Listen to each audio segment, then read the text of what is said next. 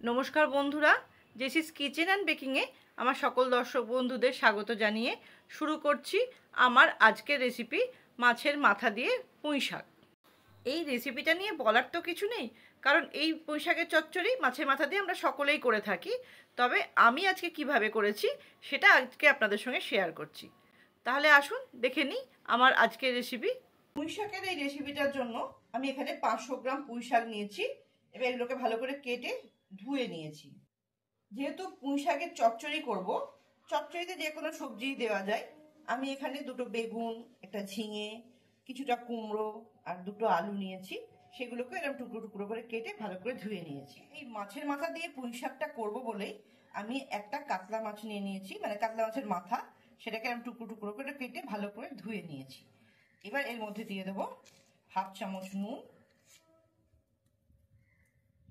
আর দিয়ে দিচ্ছি অল্প একটু হলুদ গুঁড়ো।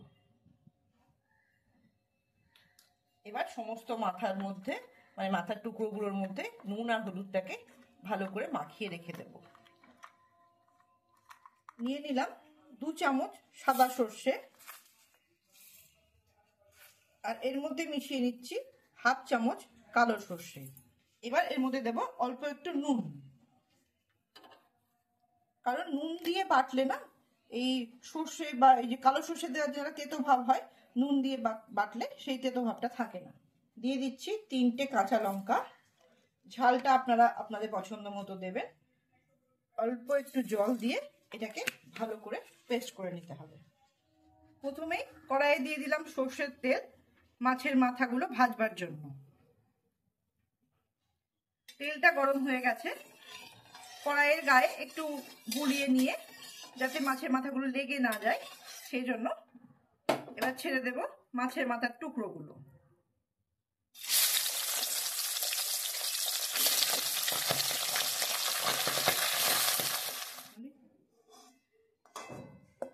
সমস্ত মাছের মাথাগুলো এইভাবে ভেজে নিলাম। কড়াইয়ে তো কিছুটা তেল আছে, মাছের মাথা ভাজার তেল, তার মধ্যেই দিয়ে দিচ্ছি আরো 1 চামচ সর্ষের তেল। দিয়ে দিলাম একটা শুকনো লঙ্কা, আর দেব 1/2 চামচ 5 ফোড়ন। 5 ফোড়নটা বেশি ভাজবো না, পুড়িয়ে ফেলবো না, জাস্ট 10 সেকেন্ড মতো ভাজা হলে দিয়ে দেব কেটে রাখা আলুগুলো। আলুগুলো দেওয়ার পর 1 থেকে 2 মিনিট ভালো করে ভেজে নিতে হবে। আলুগুলো 2 মিনিট ভাজার পর এর মধ্যে দিয়ে দিচ্ছি কেটে রাখা বেগুনগুলো। যেহেতু চচ্চড়ি, একটু ভালো করে ভেজে নিলে চচ্চড়ির টেস্টটা আরো বেড়ে যায়। বেগুনটা দিয়েও আমি 1 থেকে 2 মিনিট ভালোভাবে ভেজে নেব।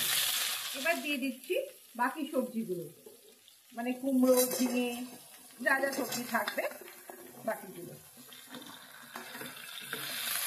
সবগুলো দিয়ে ভালো করে আবার মিনিট 2 ভেজে নিতে হবে।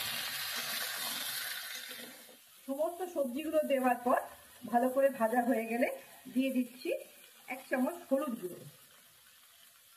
হলুদ গুঁড়ো দেওয়ার পর ভালো করে আবার জাস্ট মিশিয়ে নিতে হবে। হলুদ দেওয়ার পর বেশিক্ষণ ভাজতে হবে না, বেশি ভাজলে তেতো হয়ে যায়। ওই জন্যে জাস্ট মিশিয়ে নিয়ে এবার এর মধ্যে দিয়ে দেবো কেটে রাখা পুঁই শাকগুলো।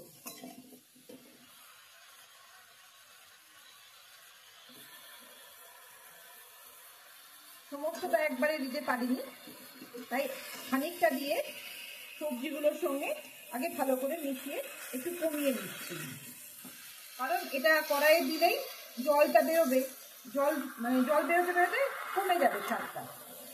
শাকটা দেওয়ার পর একটু কষিয়ে নিলে জল বেরিয়ে শাকটা কমে এলো। এবার দিয়ে দেবো বাকি শাকটা।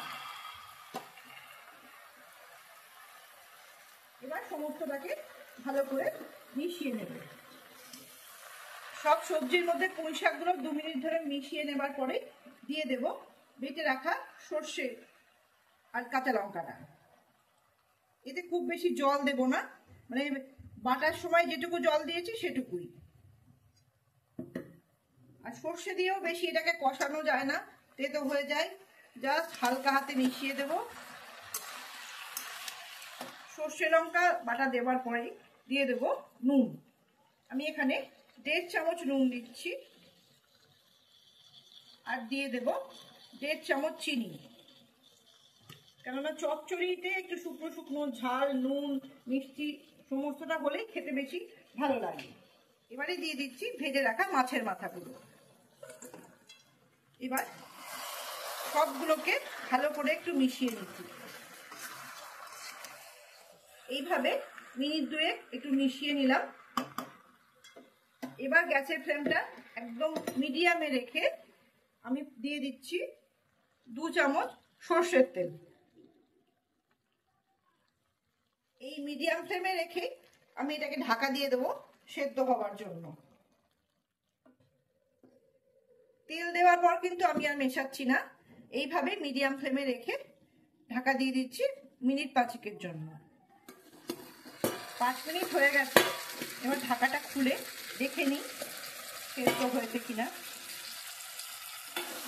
হ্যাঁ, সমস্ত সবজিগুলো ভালো মতোই সেদ্ধ হয়ে গেছে। এবার গ্যাসের ফ্লেমটাকে একদম বাড়িয়ে দিয়ে পুরো হাই করে দিয়ে শুধু এটাকে শুকনো শুকনো করতে হবে। যেহেতু এটার নাম চচ্চড়ি, মানে চচ্চড় করে শুকনো শুকনো হবে, এটাই এর বৈশিষ্ট্য। যত শুকনো শুকনো হবে তত এটা টেস্টি হবে। এটা খুব সহজেই সকলেই করতে পারবে। শুধু এটাকে এইভাবে শুকনো শুকনো করলে রেডি হয়ে যাবে পুঁই শাকের মাছের মাথা দিয়ে চচ্চড়ি। 5 মিনিট ধরে মানে হাই ফ্লেমে রেখে এইভাবে এটাকে মেশাতে মেশাতেই শুকনো শুকনো হয়ে এসেছে। আগেও বলেছি যতই শুকনো হবে ততই এই ছেঁচড়া বা চচ্চড়ির টেস্টটা বাড়বে। আমি আরো মিনিট 3 এটাকে আরো শুকনো শুকনো করব। আরো 3 মিনিট এইভাবে শুকনো শুকনো করে নিলাম, তাহলেই রেডি হয়ে গেল মাছের মাথা দিয়ে পুঁই শাক। রেসিপিটা কেমন লাগলো কমেন্ট করে জানাতে ভুলবেন না কিন্তু। ভালো লাগলে একটা লাইক দিয়ে শেয়ার করার জন্য বলবো। আর যদি আমার চ্যানেল নতুন বন্ধু হয়ে থাকে তাহলে আমার চ্যানেলটি সাবস্ক্রাইব করার জন্য অনুরোধ রইল। তাহলে বন্ধুরা, আগামী দিনে আবার অন্য কোনো রেসিপি নিয়ে আপনাদের সামনে উপস্থিত হব। ভালো থাকবেন, সুস্থ থাকবেন, আনন্দে থাকবেন। ধন্যবাদ।